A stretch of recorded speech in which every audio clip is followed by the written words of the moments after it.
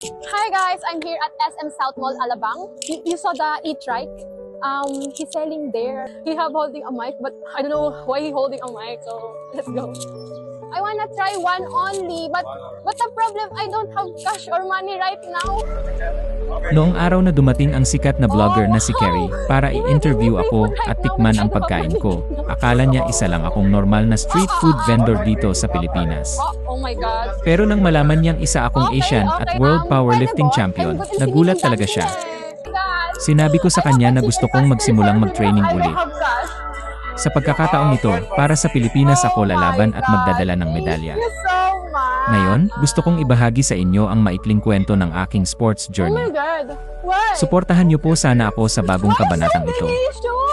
Maraming salamat kay Kerry. Mapapanood niyo siya sa TikTok at YouTube bilang It's a Kerry. Punong-puno siya ng good vibes, energy, at inspirasyon. Multiple time Asia and world champion is that? Ako si Omid Seteyeshpor, Asian at World Powerlifting Champion. Pero iyan lang ang nakikita ng mga tao sa labas. Nagsimula ang pagmamahal ko sa strength sports noong ako'y 5 taong gulang pa lang. Habang ang ibang bata ay naglalaro sa kalye. Nakaupo ako sa hagdan ng isang underground event. Pinapanood ang mga mas matatandang lalaki habang nagte-training nakabighani. Sobrang humanga ako, nakakalimutan kung may pinapabili pala sa akin ang nanay ko. Obsessed ako kay Arnold at inspired kay Rocky. Para sa akin, hindi lang sila mga bayani. Sila ang hinaharap na gusto ko. Pagdating ko ng 11, sumali na ako sa event. Kahit tutol ang lahat. Isang batang 40 kilo, may pangarap na maging kampiyon. Pagkalipas ng 2 taon, naging provincial at national champion ako. Pero hindi naging madali ang paglalakbay ko. Tumigil ang suporta ng pamilya ko. Sabi nila, sinisira ng bodybuilding ang edukasyon ko. Ayaw na rin nilang bayaran ang membership ko sa event. Kaya lumapit ako sa event manager at sinabi ko, maglilinis ako ng sahig at magpipintura. Basta hayaan mo lang akong mag-training dito. At nag-training ako, mas matindi pa kaysa dati. Kahit national champion na ako. Ako pa rin ang naglilinis ng EVES para lang manatili roon. Kalaunan, naging receptionist ako sa event. Nagtayo ako ng maliit na tindahan ng pagkain sa loob ng event. Pinagsabay ko ang training at hanap buhay. Unti-unti, naramdaman kong oras na para lumaban sa international stage. Pero walang suporta. Walang pera. Sa edad na 18, nangutang ako sa 2 bangko. Kinuha ko ang sarili kong visa papuntang Taiwan. Walang sponsor, laging may stress. Minsan 2 beses lang ako kumakain sa isang araw.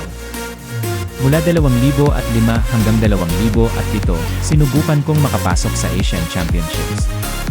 At sa wakas, nakamit ko ito. Noong 2008, nanalo ako ng gold sa Uzbekistan. Noong 2009, naging champion ulit ako sa India. Pero kahit may mga titulo ako sa Asia, hindi ako kinilala. Walang pagkilala. Walang parangal. Kahit ang karapat-dapat kong gantimpala, ninakaw pa. Dahil hindi ako isa sa kanila. Wala akong koneksyon sa gobyerno. Nawasak ako. Walang trabaho. Walang suporta. Nagtinda ako ng damit at pagkain sa kalsada. Isang kampiyon ng Asia nagsusumikap lang mabuhay. Lumayo ako sa sports sa loob ng 6 na taon. Pero noong 2015, bumalik ako. At noong 2016 na, naging Asian at World Champion ulit ako. Pero, ano ang nagbago? Wala pa rin suporta. Kundi mga maling paratang mga banta. Tinanong nila, bakit ka nagsalita? Doon ko napagtanto. Hindi naligtas ang bansang ito para sa akin. 1 linggo lang ang pagitan ng buhay at kamatayan ko. At pinili kong mabuhay. Pero hindi sa sariling bayan. Sa isang lugar na hindi ko pa napuntahan noon, ang Pilipinas. Tahimik akong dumating. At ngayon, 9 na taon na akong naninirahan sa Pilipinas. Tinanggap ako dito ng may kabaitan. Binigyan ako ng seguridad at tirahan ng gobyerno. At ngayon, utang ko sa bansang ito ang lahat. Nandito na ako muli. Nagte-training ulit. At bago ako tuluyang magpaalam sa competitive sports, Gusto kong manalo pa ng ilang medalya para sa Pilipinas naman. Gusto kong itaas ang bandila ng bansang ito. At ipakita sa buong mundo na ang pagiging champion ay hindi lang tungkol sa podium. Ito'y tungkol sa pagtindig sa hamon ng buhay na may dignidad. Mabuhay ang sambayanang Pilipino. Mabuhay ang lahat ng mga bayani na hindi kinikilala sa buong mundo. Kung may nais gumawa ng pelikula tungkol sa buhay ko, sabihin sa kanila, ito'y hindi basta kwento lang.